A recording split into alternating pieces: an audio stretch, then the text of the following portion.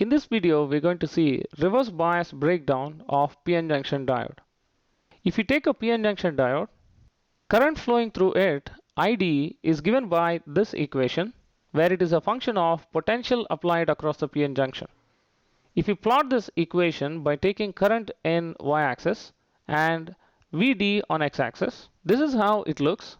When VD is positive, current flows in the direction of assumption ID, and we call this as forward bias because it allows current to flow through the PN junction diode. And when VD is negative, the current flows in the opposite direction, and that too, the amount of current that flows is I0, which is a very small value. We can almost neglect this value, which means we can say that the diode doesn't allow the current to flow through it when it is reverse biased, when VD is negative.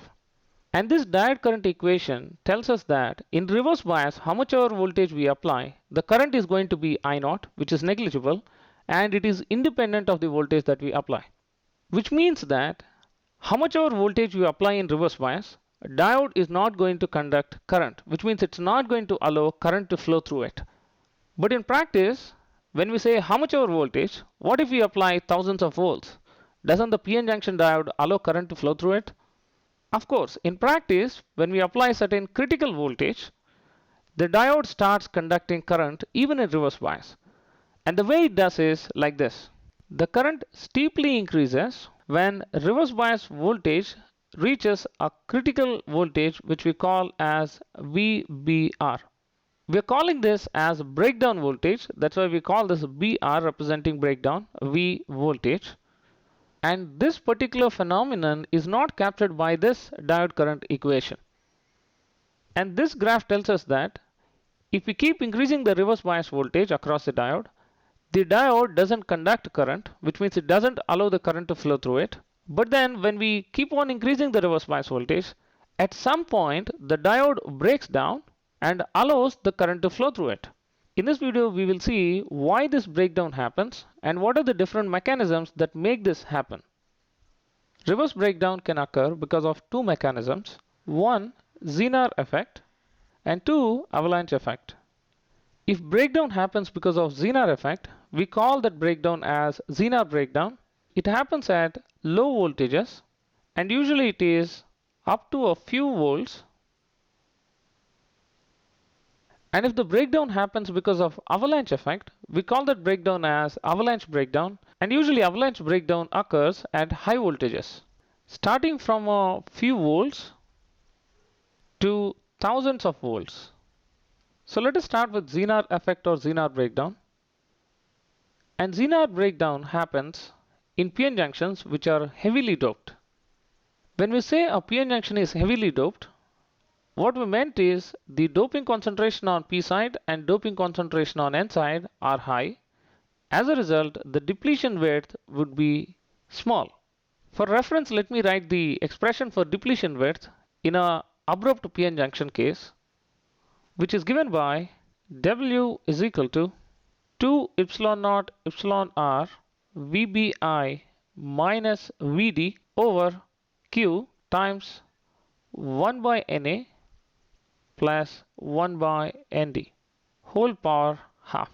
And from this we can see if NA and ND are high, this term would be a very small quantity. And this multiplying this quantity, overall the depletion width would be a small value. So now let me draw the energy band diagram for the PN junction which is highly doped, where the depletion width is small. And that too under reverse bias, because we are talking about breakdowns in reverse bias. This is how the energy band diagram would look like. This is on P side and this is on N side. This is Fermi energy level on N side and this is Fermi energy level on P side. And the bend of the band would be equal to Q times VBI, the built-in potential, minus the potential applied across the diode. And of course, VD is a negative value because we are talking about reverse bias in this case. As VD is negative in reverse bias, VBI minus VD would be greater than VBI. So if we talk in terms of the Fermi energy levels, the difference between these two Fermi energy levels would be equal to magnitude of Q times the applied potential Vd. And as we have said that this is for a highly doped diode, so we should be calling this P plus and this is N plus. And the depletion width W is very small in this case. Now, if it was a normal reverse bias, where let's say there is no breakdown, then the minority carriers electrons on P side would be pulled by the electric field towards the N side. And similarly, the minority carriers on N side, which are holes, would have been pulled by this electric field onto the P side. And because the electric field doesn't have control on how many holes and how many electrons flow in, the current was not depending on the applied potential, which was I0, which was called the reverse saturation current. But now in this case, this phenomenon doesn't happen because on P side there are a lot of valence electrons present, and at the same time on N side in the conduction band there are a lot of vacant states present. Because of this, what happens is these valence electrons are seeing a lot of empty states, but they are separated by a very thin depletion layer. So you can imagine what happens is this electron would go through this depletion region and fill the empty state there. Officially, if it had to go, it would have actually gone to conduction band and then went. But in this case, it doesn't do because the depletion width is very small. And this phenomenon is actually called tunneling. And tunneling is a phenomenon that happens when there are a lot of electrons are separated from a lot of empty states by a very thin barrier. Then the electrons would find themselves at the other side. So that's the reason we started with an assumption that this happens only in heavily doped diodes because the depletion width would be very small. And this phenomenon can be explained in another way as because the depletion width is very small, the electric field in the depletion width would be very high at the applied potential difference across the p-n junction. Because the electric field is so high, these electrons in the valence band are nothing but the electrons which are in the covalent bond formation. This electric field, which is very high, is capable of actually rupturing the bonds and pulling these electrons onto the other side where the energy states are empty. So this is another way of explaining zener effect. So if you see here, the difference between this EFP and EFN is actually Q times Vd. You can see the difference is not really very high for this tunneling to happen. So as a result, we can say for low voltages, in few volts, this kind of phenomenon can happen where a flood of electrons can actually go through the p-n junction, even in reverse bias. As a result, you can see a sudden increase of current flow in the IV characteristics in the reverse bias. In a lightly doped p-n junction diode, the depletion width would be high. As a result, the electron tunneling that we talked about would be negligible. So basically, in a lightly doped diodes, zener effect wouldn't happen. So in those situations, we have a different mechanism that happens, which is called the avalanche effect or avalanche breakdown. So as we are saying lightly doped diode, which means Na and Nd would be small. As a result, this whole quantity would be high. So resultant, the depletion width would be high. So let me draw the energy band diagram for a scenario where the doping concentration is less. As a result, depletion width is high. And at the same time, we are applying reverse bias. This is how it looks, where this is P side and this is N side. And this is Fermi energy level on N side. And this is Fermi energy level on P side. And the total band bend would be Q times VBI minus VD. As we are considering reverse bias, VD would be negative. So VBI minus VD would be greater than VBI. And similarly, if you see the separation between these two energy levels, EFP and EFN, this value would be equal to Q times VD magnitude. And clearly in this case, we can see that the depletion width is pretty large. As a result, the tunneling phenomenon can be neglected. An electric field would be directed from N side to P side inside the depletion region. And as usual, we know that there are minority carriers on P side, which are electrons. Once this electron steps into this depletion region electric field, the electron gets accelerated because of the electric field present. And as the electron is accelerated, it can gain enough kinetic energy As it is traveling in the depletion region, it can actually hit some of the atoms in the crystal lattice and can basically ionize the atom by releasing an electron from valence band to conduction band, which means literally it is going to break some covalent bonds to generate electron hole pairs as it is going through the depletion region. Let me represent here. As this electron is traveling, gaining kinetic energy, let's say it encounters and hits an atom and breaks the covalent bond of it. Given the condition, this electron actually gains that much energy so that it can give that energy for breaking the bond, so that it loses the energy and it gives rise to an electron hole pair. We'll have the same electron that started, its energy reduced because it generated electron hole pairs by impacting the atom in the crystal, which became ion, and another electron which it actually generated from the valence band. So we have another electron here, and at the same time we have a hole in the valence band. Now there are two electrons which would again be pulled by the electric field in this direction, both of them, and if both of them gain enough energy to impact two other atoms in the depletion region to make them ions, then basically it would result in two electron hole pairs generation. And these two electrons would have lost energy while giving them to generate the electron hole pairs. Then we would have four electrons because two of them are generated because of the impact ionization.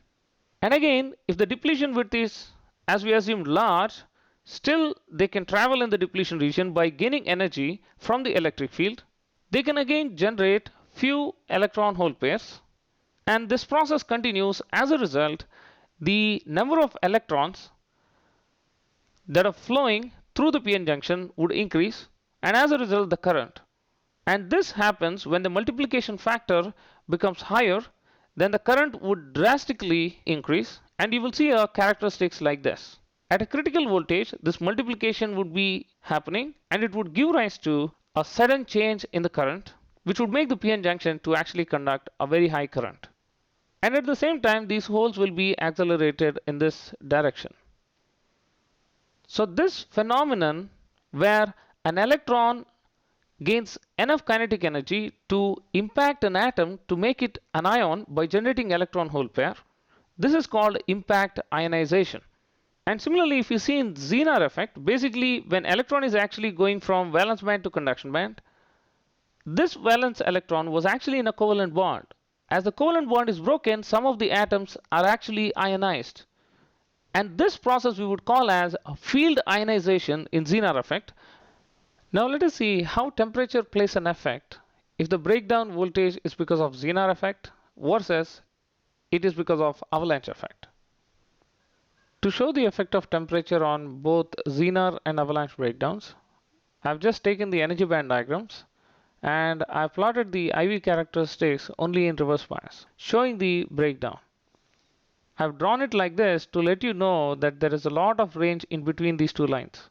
So which means this breakdown voltage is higher compared to this one. If a diode has breakdown because of Zener effect, then how is the breakdown voltage going to change with respect to temperature? Now let's say this graph is for T is equal to T1. Now let us see what happens when we increase the temperature, let's say to T2. So I'm changing temperature from T1 to T2. So if you see, as temperature is increased, the electrons would have more energy now because of the thermal energy present. As the electrons have more energy, the tunneling phenomenon would be even easier, which means as temperature increased, even if you decrease the voltage, it would have been enough to actually cause the breakdown. That's why as temperature increases, the breakdown voltage as such decreases. To represent this, let me draw it in a different color. We know as temperature increases, I naught increases. This indicates that the magnitude of breakdown voltage has decreased. So this is at T is equal to T2. Now let us look at temperature effect on avalanche breakdown. Let's say this characteristics is for temperature of T1, and now let us assume we are increasing temperature from T1 to T2, and we are fixing the voltage at this point for this PN junction diode where the avalanche breakdown mechanism is actually happening. Which means at t is equal to t1, the electrons were getting accelerated enough to acquire the kinetic energy to have an impact ionization to generate electron hole pairs. And the multiplication factor, which indicates how many electron hole pairs on an average were generated by an electron, was good enough to actually have a sudden rise in the current flow through the reverse bias PN junction diode.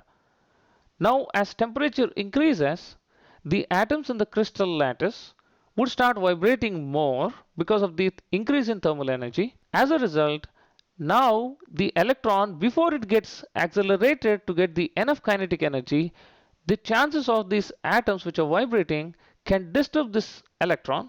As a result, it might not acquire enough energy to actually have a good multiplication factor to have this breakdown. As temperature increased, at the same voltage, we might not have breakdown phenomenon. In order to have the breakdown phenomenon, we need to increase the electric field in the depletion region. As a result, the electron, before getting disturbed by the vibrating atoms, it can get enough energy to do an impact ionization to generate electron hole pairs. Which means we need to increase the magnitude of reverse bias voltage to actually see the breakdown happening again. As a result, we can say the current curve for t is equal to t2 would be like this, where I0 would increase as temperature increases. And as we said, breakdown voltage magnitude would increase. So let's say it is somewhere here. Then it will sharply go down. And this is for t is equal to t2. Before we wrap up this topic, let me make one important point where people have this misconception that breakdown phenomenon is a damaging phenomenon for the PN junction diode. In fact, it is not. It's not the breakdown phenomenon that is damaging to the PN junction diode. Instead, it's the current that is flowing because of the breakdown that damages the diode. As for a PN junction diode, there would be a limit on how much amount of current can flow in reverse bias condition. When this reverse bias diode is used in a circuit, if you can make sure that current wouldn't flow more than the specified maximum current, then we can pretty much use the diode even in the breakdown region itself. And in fact, zener diodes, which we will see in special diodes, are actually used right at the breakdown region.